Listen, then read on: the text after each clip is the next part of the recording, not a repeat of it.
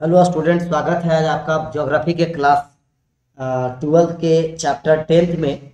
तो हम लोग कल तक जो पढ़े थे, तो इसका पिछले वीडियो में आपके साथ हम लोग 9 चैप्टर डिस्कस किए हैं। तो सोचिए हम लोग 10वां चैप्टर में पहुंच गए। आप कितना तैयारी किए होंगे, है ना?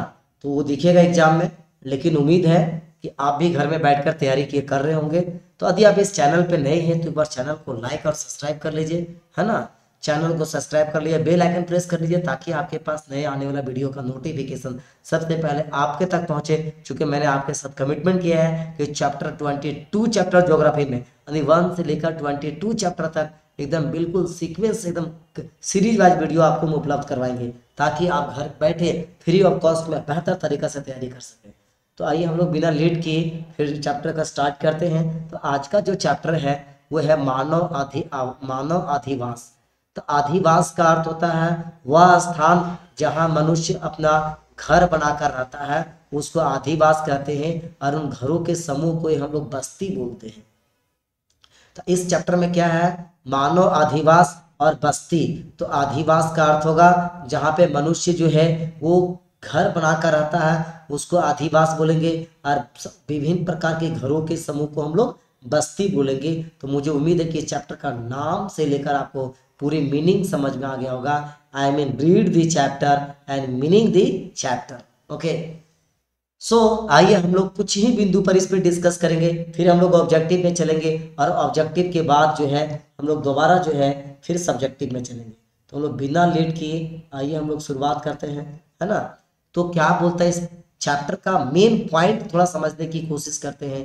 2-3 पॉइंट समझने की कोशिश करेंगे ताकि आपका जो चैप्टर्स का नाम है वो बहुत वेरी क्लियरली हो सके, है ना? तो यहाँ पे क्या है, मानव बस्ती। मानव बस्ती तो नाम से बड़ा स्पष्ट है, यहाँ पे मानव और बस्ती, है ना? तो वह स्थान जो साधारणतः अस्थायी रूप से बसा हुआ, अस्थायी रूप से बसा हुआ उसे मानव बस्ती कहते हैं। अस्थायी रूप से बस जिसके अंतर्गत मानव आवास के भवन उनके आवागमन मार्गों के सम्मिलित किया जाता है। मतलब यहाँ पे अगर भवन है तो भवन के साइड से देखेंगे तो सड़क होगा, है ना? तो अगर सड़क नहीं होगा तो लोग भवन तक आएंगे क्या? तो क्या हम बोल रहे हैं कि ये हमारा क्या होता है, अस्थाई होता है, ना कि हमारा अस्थाई है। उसको बोलेंगे मानव बस्तियां। दूसरा पॉइंट की ओर चलते हैं। तो मानव बस्तियां को प्रमुख रूप से नगरीय एवं ग्रामीण बस्तियों में बांटा जा सकता है। तो मैं आपके साथ लॉन्ग डिस्क्राइब कर रहा हूं ताकि आपका कोई भी पोर्शन ना छूटे एग्जाम में इस दृष्टिकोण से। तो चैप्टर 9 जो है उसको आप देख रहे हो, देखे होंगे। तो चैप्टर सबसे पहला अपना उसको इस प्रकार का नोट्स बनाइए, ऑब्जेक्टिव और सब्जेक्टिव। नोट्स नहीं बनाएंगे तो बड़ा गड़बड़ हो जाएगा। तो आइए हम लोग थोड़ा सा इसको भी हम लोग ध्यान देते हैं इस टॉपिक के ऊपर। तो मानव बस्तियां के प्रमुख रूप से नगरीय और ग्रामीण बस्तियां हैं। मतलब, है ना, नगरीय बस्तियां में क्या होता है और ग्रामीण बस्तियां क्या होता है। ग्रामीण बस्तियां नगरों बस्तियों के आकार जो है वो विभिन्न होता है। तो वह बस्तियां जो नगरों में स्थित होते हैं उन्हें नगरीय बस्तियां कहते हैं। और वह बस्तियां जो गांवों में स्थित होता है उसको हम लोग ग्रामीण बस्तियां कहेंगे। इन दोनों बस्तियां में काफी ज्यादा अंतर है। तो हम लोग यहाँ पे देख लेते हैं इन दोनों के बारे में। तो ग्रामीण बस्तियां क्या है, ऐसा स्थान जहाँ लोग जीविका के लिए प्रत्यक्ष रूप और प्रत्यक्ष रूप से भूमि पर निर्भर है।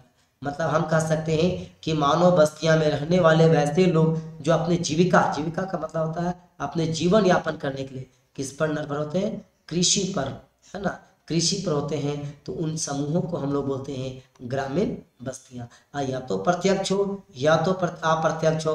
मुख्य रूप से जो है वो गांव की बस्तियां जो है ग्रामीण बस्तियां हैं वो कृषि कृषि पर निर्भर होते हैं। और इसका संबंध मुख्य रूप से प्राथमिक क्रियाओं के साथ होता है। तो प्राथमिक क्रिया का मतलब क्या हो जाएगा, खनन, है ना, कृषि, पशुपालन आदि इन सभी चीज को सम्मिलित किया जाता है। यानी गांव के मुख्य रूप से गांव के जो लोग हैं खनन करते हैं, कृषि करते हैं, पशुपालन करते हैं, इन सभी गतिविधियां यानी प्राथमिक क्रियाओं में संलग्न होते हैं, उसको हम लोग ग्रामीण बस्तियां कहते हैं। क्या बोलते हैं उसको? ये भी समझ में आ गया होगा, ये भी समझ में आ गया और आपको ये भी समझ में आ गया होगा। थोड़ा देखते हैं नगरीय बस्तियां, उसके बाद सीधा ऑब्जेक्टिव पर हम डिस्कस करेंगे। जैसा कि आप जानते हैं कि प्रत्येक वीडियो में पहले मैं आपको name the chapter and meaning the chapter पे डिस्कस करता हूँ, फिर ऑब्जेक्टिव और फिर सब्जेक्टिव, है ना? तो यहाँ पे आ रहा है नगरीय बस्तियां, ऐसी बस्ती जिसमें निवासियों का मुख्य काम द्वितीयक और तृतीयक क्षेत्र से होता है। यानी नगर में रहने वाले, निवास करने वाले जितने भी व्यक्ति हैं, उनका जो है आय का जो मुख्य स्रोत होता है या तो द्वितीयक क्षेत्र होता है या तो तृतीयक क्षेत्र होता है। तो द्वितीयक क्षेत्र और तृतीयक क्षेत्र क्या होता है, मैंने आपको स्पेशली यह चैप्टर में पढ़ाया हूँ, इसमें आपको समझ में आ गया। फिर भी मैं समझा देता हूँ। द्वितीयक क्षेत्र का अर्थ होता है जिसका निर्माण से होता है, यानी उद्योग से होता है, उसको हम लोग द्वितीयक क्षेत्र बोलेंगे। और तृतीयक क्षेत्र का अर्थ होता है सेवा से होता है ना। तो इन दोनों क्रियाओं में संलग्न मिलेंगे कहाँ के लोग, नगर के लोग, और वहीं पे मुख्य रूप से निवास करते हैं, तो उसको बोलेंगे नगरीय बस्तियां। तो आइए आपको मैं आपके साथ में आपको इस चैप्टर में मैं लेके चल रहा हूँ ऑब्जेक्टिव प्रश्न में, जहाँ पे परीक्षा के दृष्टिकोण से काफी बहुत महत्वपूर्ण होगा, है ना, है ना। यदि आप चाहते हैं कि आपको इसी प्रकार का पूरा फुल एनसीईआरटी है ना, ईआरटी का फुल वीडियो सॉल्यूशन चाहिए, चैप्टर का फुल डिस्क्राइब वीडियो चाहिए, तो आप जो है कॉमर्स वर्ल्ड प्ले स्टोर से एप्लीकेशन डाउनलोड करने के बाद जो हेल्पलाइन नंबर वहाँ जो दिया हुआ है हेल्पलाइन नंबर, उस पर संपर्क कीजिए और बहुत ही बेहद कम पैसे में आपके लिए कोर्स उपलब्ध है। कोर्स खरीदिए और मज़ेदार तरीका से पढ़िए। तो आइए हम लोग बात कर लेते हैं निम्नलिखित में से किस प्रकार की बस्तियां सड़क, नदी और नहर के किनारे बसे होते हैं। इसका अर्थ क्या हुआ कि एक ऐसे बस्ती होते हैं, है ना, एक ऐसे बस्ती होते हैं, उन बस्तियों की हम लोग बात करते हैं। ठीक, तो इस प्रकार की कोई सड़क है ना, ये नहर है गोल, इसके चारों और जो है वो गांव बसे होते हैं। कुछ ऐसे बस्तियां इस प्रकार का होता है, यहाँ पे न गांव बसे होते हैं। इस प्रकार की बस्तियों को हम लोग क्या बोलेंगे, तो हम लोग इसको बोलेंगे, है ना, रेखीय बस्तियां। देखिए यहाँ पे दिया हुआ है, तो इसको हम लोग क्या बोलेंगे, रेखीय बस्तियां। एक वृत्ताकार बस्तियां होता है, एक चौड़ी पट्टी होता है, एक वर्गीकरण होता है। तो यहाँ पे जो बस्तियां सड़क के किनारे बसे होते हैं उसको हम लोग रेखीय बस्तियां कहते हैं। मतलब क्वेश्चन नंबर 1 का जो सही आंसर है वो हो जाएगा बी। आइए क्वेश्चन नंबर 2 की बात करते हैं। तो 2 क्या बोल रहा है कि निम्न में से कौन सी आर्थिक क्रिया ग्रामीण बस्तियों का मुख्य आर्थिक क्रिया है। तो जो ग्रामीण जो लोग हैं, मैंने अभी समझाया है read the chapter and meaning the chapter में, कि गांव के जो लोग होते हैं या ग्रामीण बस्तियां हैं उसकी जो मुख्य पेशा है वो प्राथमिक क्रिया है। यानी क्वेश्चन नंबर 2 का आंसर आपका ये हो जाएगा, है ना। आप ना इस वीडियो में एक फर्स्ट टाइम अगर आप बढ़िया से केयरफुली सुन लिए तो सेकंड टाइम वीडियो बिना देखे आपको पूरा क्वेश्चन आंसर याद होगा, बट आपका ध्यान वीडियो पे होना चाहिए।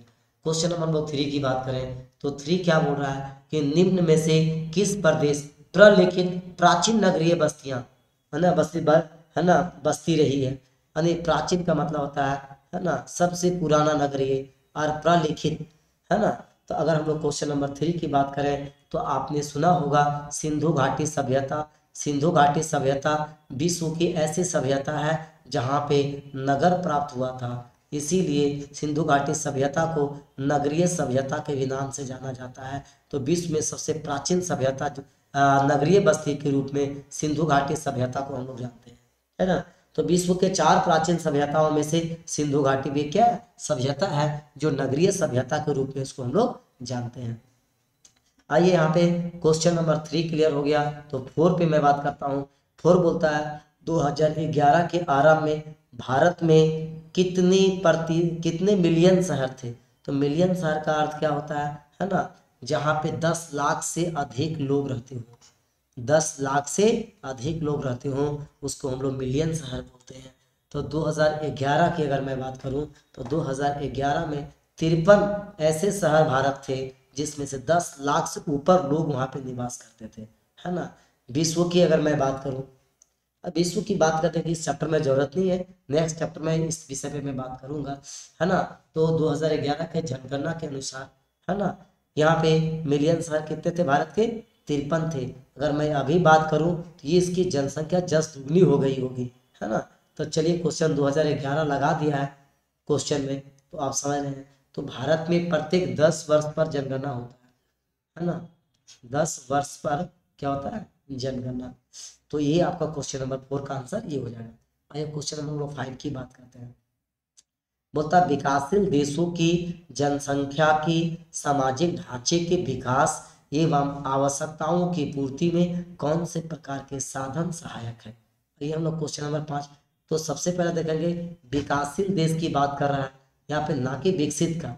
तो दुनिया में जितने भी देश हैं वो दो प्रकार के देश हैं, एक है विकासशील देश और एक हमारा विकसित देश, है ना।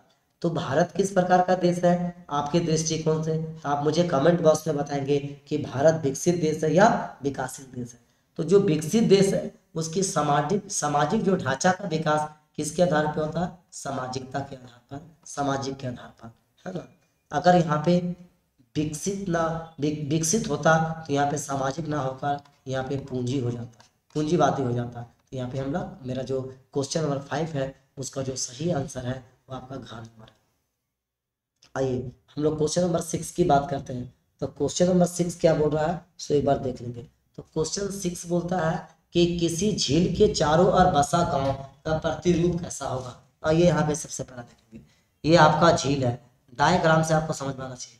ये आपका झील है, झील के चारों ओर जो है एक बहुत सारे घर बसे हुए हैं। इन घरों के समूह को हम लोग एक गांव बोलते हैं, है ना। क्या बोलते हैं, गांव। तो बताइए, तो यहाँ पे इस आकार से आपको क्या है, नाभिकीय होगा, आकार में है नहीं, रेखीय होगा, आकार में है नहीं, तारा होगा, होगा नहीं। ये क्या है, वृत्ताकार है। यानी क्वेश्चन नंबर 6 का जो आंसर होगा वो आपका घ होगा, वृत्ताकार।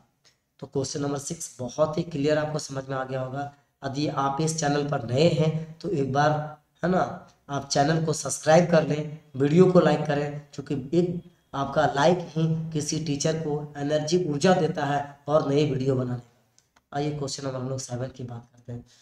क्वेश्चन नंबर 7 क्या बोल रहा है, तो एक बार इसको थोड़ा ध्यान से देखेंगे। क्वेश्चन नंबर 7 क्या बोल रहा है। क्वेश्चन नंबर 7 बोल रहा है कि आर्थिक क्रियाओं की कौन सी ग्रामीण अधिवास के से संबंधित है। यानी आर्थिक क्रिया समझते हैं, आर्थिक क्रिया 3 प्रकार के होते हैं, प्राथमिक, द्वितीयक और तृतीयक। इसको हम आर्थिक क्रिया, लेकिन यहाँ पे ग्रामीण अधिवास में, तो ग्रामीण अधिवास में मुख्य रूप से, है ना, आर्थिक के लिए यानी पैसे के लिए जो डिपेंडेबल होता है होता है प्राथमिक क्रिया। यानी 7 का आंसर आपका हमारा ये हो जाएगा। आइए हम लोग कुछ आगे बात करते हैं। क्वेश्चन नंबर हम लोग 8 की बात करते हैं। 8 क्या बोल रहा है, अगर हम लोग क्वेश्चन नंबर 8 की बात करें तो 8 बोलता है कि पर्वतीय प्रदेशों में किस प्रकार का अधिवास बनाया जाता है। यानी जहाँ पे पर्वत, तो पर्वत आप लोग देखे होंगे इस प्रकार का होगा, पर्वत मान लेते हैं। तो यहाँ से सीधा तो एकदम सीधा ऊपर गया है, तो यहाँ होगा, यहाँ होगा, यहाँ होगा, ऐसे ही बना होगा। मतलब तो इसका इस आकार से आप लोग देखे होंगे, ये ला आंसर हो नहीं सकता, ये भी नहीं हो सकता, ये भी नहीं हो सकता है। यानी पर्वतीय प्रदेश में सीढ़ी नुमा, सीढ़ी नुमा का अर्थ क्या होता है, एक ऊपर उसके नीचे, उसके नीचे, उसके नीचे, जैसा कि मैं ये डायग्राम में बता रहा हूँ, है ना। इस प्रकार के अधिवास होते हैं। अधिवास का अर्थ मतलब क्या बताए थे हम लोग, जहाँ, है ना, मानव का घर, मानव का घर। आइए हम लोग क्वेश्चन नंबर 9 की बात करते हैं। तो क्वेश्चन नंबर 9 क्या कर रहा है, तो 9 बोल रहा है ना, टुंड्रा क्षेत्रों में, है ना, एस्किमो को द्वारा बर्फ के टुकड़े बनाए गए अधिवास को हम लोग क्या कहते हैं। तो देखो यहाँ पे ये होगा नहीं, ये भी नहीं होगा, इनमें से कोई, यानी क्या होगा, इग्लू होगा। ये हमारा राइट आंसर है। आप लोग देखेंगे इस प्रकार का गुफा बना हुआ, इस प्रकार का क्या बना हुआ, गुफा बना हुआ देखेंगे, है ना, इसी को बोलते हैं इग्लू, है ना। ये हो गया आपका राइट आंसर।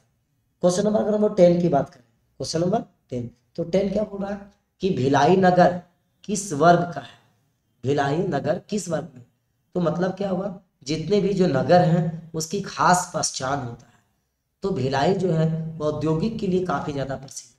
तो हमारा क्वेश्चन नंबर जो 10 है उसका राइट आंसर क्या हो जाएगा आपका, ये हो जाएगा। यानी भिलाई जो नगर है वो उद्योग के लिए प्रसिद्ध है। क्वेश्चन नंबर हम लोग 11 की बात करें, नदी के सहारे बसा गांव किस प्रतिरूप का होगा। नदी, तो बताइए, तो नदी कैसा होता है, 11 नंबर क्वेश्चन का देखेंगे। नदी, तो नदी हम लोग देखेंगे, नदी तो गोल हो नहीं सकता है, जब भी नदी होगा तो इस प्रकार का होगा, या ऐसे घुमा होगा, या ऐसे होगा, जिस भी प्रकार का होगा, है ना। तो नदी क्या होता है, रेखीय, एक रेखा का जैसा, रेखा मतलब यहाँ समझ रहे हैं। तो इसका जो राइट आंसर होगा आपका कौन सा जगह, यानी घ नंबर, यानी क्वेश्चन ऑप्शन नंबर आपका डी, ये राइट आंसर होगा। अब 12 नंबर हम लोग बात करेंगे, है ना, 12 बात करते हैं, उसके बाद हम लोग इस पे आते हैं, ठीक है। तो 12 बोलता है कि निम्नलिखित में कौन सा औद्योगिक नगर है। तो औद्योगिक नगर का मतलब होता है वह प्रदेश जहाँ विभिन्न प्रकार के उद्योग स्थापित होते हैं। उसको बोले हम लोग औद्योगिक नगर, है ना। तो यहाँ पे बात भारत से रिलेटेड है तो सिंगापुर हो नहीं सकता है ना। सिंगापुर क्या एक देश है, और सिंगापुर देश कौन सा देश है, सर्वाधिक शहरों वाला देश, यानी सिंगापुर एक ऐसा देश है जहाँ एक भी गांव नहीं पाए जाते हैं, 100% शहर है सिंगापुर। ये भी आपको हो नहीं सकता है, या तो आपका ऑप्शन नंबर सी होगा या तो डी होगा। तो क्वेश्चन नंबर जो 12 है ना, आपके अनुसार क्या होना चाहिए, मेरे अनुसार तो आंसर डी होना चाहिए, जमशेदपुर, जो कहाँ स्थित है, झारखंड में, है ना। क्वेश्चन नंबर हम लोग 13 की बात करते हैं, तो 13 क्या बोल रहा है ना। क्वेश्चन नंबर अगर 13 की बात करें तो धारावी, है ना, धारवी मलिन बस्ती किस नगर में स्थित होती है। मलिन बस्ती का मतलब होता है वह बस्ती जो बिल्कुल गंदा रहता है ना, उसको हम लोग मलिन बस्तियां बोलते हैं। अधिकतर आप लोग देखे होंगे उन बस्तियों में जो लोग हैं, है ना, वो स्लैम एरिया भी इसको बोलते हैं, इंग्लिश में स्लैम एरिया भी बोल सकते हैं। क्या बोल सकते हैं उसको, स्लैम एरिया, ठीक है। तो क्वेश्चन नंबर जो 13 है उसका जो राइट आंसर है वो क्या होगा, मुंबई, यानी ये हम देखेंगे। मतलब धारावी मलिन बस्ती किस नगर में स्थित है, तो देखिएगा मुंबई आप जाएंगे ना तो शहरों के किनारे किनारे जो है बहुत सारे घर होंगे, जिसको हम लोग उसको झोपड़पट्टी के नाम से जाना जाता है। झोपड़ा पट्टी वो क्या होते हैं, कॉर्केट का बना होता है, आप बहुत ही संकीर्ण गलियां होता है उसमें, ठीक है। और एक क्वेश्चन हम लोग, है ना, इधर बात करते हैं,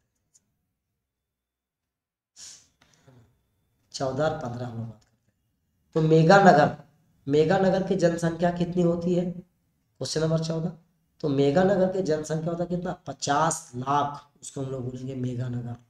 और आज के डेट में भारत में जितनी तीव्र गति से जनसंख्या बढ़ रही है ना, सैकड़ों मेगानगर। तो निम्नलिखित में से कौन सा ऑस्ट्रेलिया की राजधानी है, ऑस्ट्रेलिया की राजधानी, ऑस्ट्रेलिया की राजधानी क्या होगा, कैनबरा। इसका ये 15 का सी नंबर आंसर। तो इस प्रकार आपका क्या हो गया, तो इस प्रकार हम लोग क्या देखें यहाँ पे कि 15 मोस्ट इंपॉर्टेंट क्वेश्चन डिस्कस किए हैं इस चैप्टर में। इसमें से कोई 2 क्वेश्चन एकदम निश्चित आपके एग्जाम में आएंगे, और एक बार ये वीडियो को एक बार अगर बढ़िया से सुन लिए, देख लिए, तो दोबारा आपको पढ़ने की जरूरत नहीं है। तो आइए हम लोग अगला नेक्स्ट टॉपिक पर डिस्कस करते हैं, जो 2 मार्क्स का क्वेश्चन है, 2 मार्क्स का। तो मैं आपको डायरेक्टली क्वेश्चन आंसर समझा देता हूँ, आप वीडियो को रोक करके दोबारा जो है उसको नोट डाउन कर सकते हैं पूरे क्वेश्चन को। आइए हम लोग आगे बात करते हैं। क्या बोलता, कौन सा बस्ती, क्या बोल रहा, कौन सी बस्ती जो है ना, प्रतिरूप सड़कों और नदियों के किनारे होते थे, अभी मैं बताया था, है ना, कि क्या होता है रेखीय, मतलब इस प्रकार का जो होता है, नदी या तो सड़क ऐसे होता है, तो उसके किनारे जो बसे होते हैं आवास, उसको हम लोग बोलते हैं रेखीय प्रतिरूप। क्या बोलेंगे हम लोग, रेखीय प्रतिरूप। तो खनिज व्यस्क क्या है, तो पृथ्वी के स्वतंत्र अवस्था में प्राप्त धातु को हम लोग बोलते हैं खनिज। खनिज 2 प्रकार के होते हैं, धातु और अधातु। जिसमें धातु का अंश पाया जाएगा धात्विक खनिज बोलेंगे, जिसमें धातु का अंश नहीं पाया जाएगा उसको अधात्विक खनिज कहेंगे। तो आपके पास एग्जाम में परीक्षा की तैयारी के लिए जो है ना, एग्जाम की तैयारी के लिए कम समय है, समझे ना। तो कम समय में और आप बेहतर कैसे कर सकते हैं, तो आपने एक टारगेट रखे 90 डेज, 90 डेज, 90 डेज को इतना बढ़िया से डिजाइन कीजिए, है ना, ताकि सारा सब्जेक्ट में सारा टॉपिक कवर हो जाए, और एक भी प्रश्न आपसे ना छूटे। उससे पहले आपको अपना राइटिंग का स्किल पे काम करना पड़ेगा। ये राइटिंग का स्किल कैसे डेवलप होगा, तो किसी भी थ्योरी पेपर को आप रीड कीजिए, और रीड करने के बाद उसको बिना देखे लिखिए रफ कॉपी में।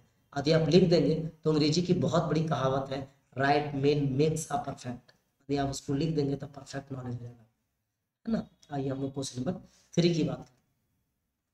क्वेश्चन नंबर हम लोग 3 की बात करते हैं। मतलब अदिस, है ना, अबाबा किस राष्ट्र की राजधानी है, तो ये है इथोपिया की राजधानी। किसकी, इथोपिया। इसकी स्थापना कब हुआ था, 1878 में की गई थी। आदिम का अर्थ होता है नवीन, है ना, और अबाबा का अर्थ होता है ना, पुष्प। अतः इस नगर में नवीन पुष्प भी कहा जा सकता है। देखिए इसमें से 2 ऑब्जेक्टिव क्वेश्चन हुआ, पहला तो, है ना, आदिस अबाब की राजधानी होगा, और दूसरी इसकी स्थापना। एक ऑब्जेक्टिव यहाँ से क्रिएट हो रहा है, और एक ऑब्जेक्टिव आपका यहाँ से क्रिएट हो रहा है। तो एक आंसर आपका ये हो जाएगा और दूसरा आंसर आपका ये हो जाएगा। तो ऑब्जेक्टिव विद क्या हो जाएगा आपका, सब्जेक्टिव हो जाएगा। तो उम्मीद है आपको ये भी समझ में आ गया होगा। एक क्वेश्चन नंबर 4 की बात करें तो कुल मिलाकर कितने प्रश्न हैं, प्रश्न तो ज़्यादा है बट आपको हम 10 क्वेश्चन इसमें कवर करेंगे, है ना। 10 क्वेश्चन इसमें हम लोग कवर कर रहे हैं और 15 उसमें 25 क्वेश्चन कवर कर देंगे इसमें से। ये हम बात करते हैं क्वेश्चन नंबर। बोलता है स्नागर शब्द की सबसे पहले प्रयोग किसने किया था।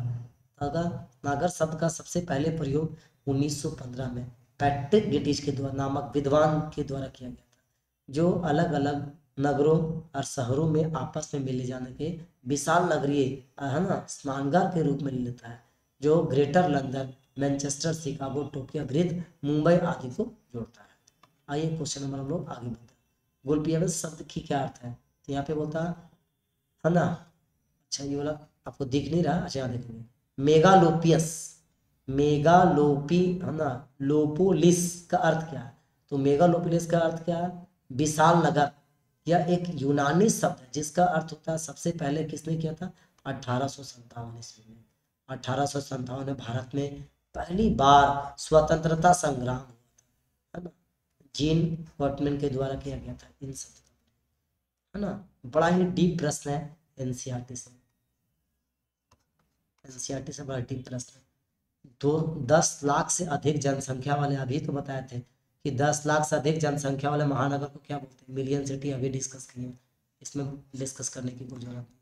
क्वेश्चन नंबर 7 बोलते हैं कि भारत की जनगणना के अनुसार नगर में न्यूनतम कितनी जनसंख्या अनिवार्य है, तो इकाई, दहाई, सैकड़ा, हजार, न्यूनतम 5000 की आवश्यक है ना, न्यूनतम। सबसे कम किस नगर की बस्ती प्रतिरूप झीलों और तालाबों इर्द गिर्द बने था, गोलाकार, क्योंकि ये कैसा होता है, गोलाकार होता है झील, तो इसके चारों तरफ अगर बस्ती बन जाएगा तो गोलाकार बस्ती प्रतिरूप बोलेंगे, है ना। 1 करोड़ से या उससे अधिक जनसंख्या वाला को होता है मेगा सिटी। ध्यान देना, मेगा सिटी ऑब्जेक्टिव में भी पूछ सकता है या ये 2 मार्क्स सब्जेक्टिव में भी पूछ सकता है, बहुत ही इंपॉर्टेंट है ना। इस प्रकार का प्रश्न जो है वो जैक में पूछ चुका है। क्वेश्चन नंबर 9 जो है और भी इंपॉर्टेंट हो जाता है। वो नगर जिनकी आकृति विषम होती है क्या कहलाते हैं, अनियोजित। अनियोजित का मतलब होता है जिसका कोई नियोजन है, क्या है, यहाँ है, ना सड़क के किनारा, ना बिजली के ठिकाना, ना कुछ नहीं, उसको अनियोजित बस्तियां होती हैं। अभी बताया था देखिए कि 100% नगरीय जनसंख्या वाले देश का नाम बताइए, सिंगापुर। सिंगापुर एक ऐसा दुनिया का देश है जहाँ 100% नगर है, एक भी गांव देखने को नहीं मिलता। ऐसा देख कर लगता कि क्या हम लोग का घर नहीं होता, है ना। आइए, विश्व का पहला मेगा सिटी न्यूयॉर्क।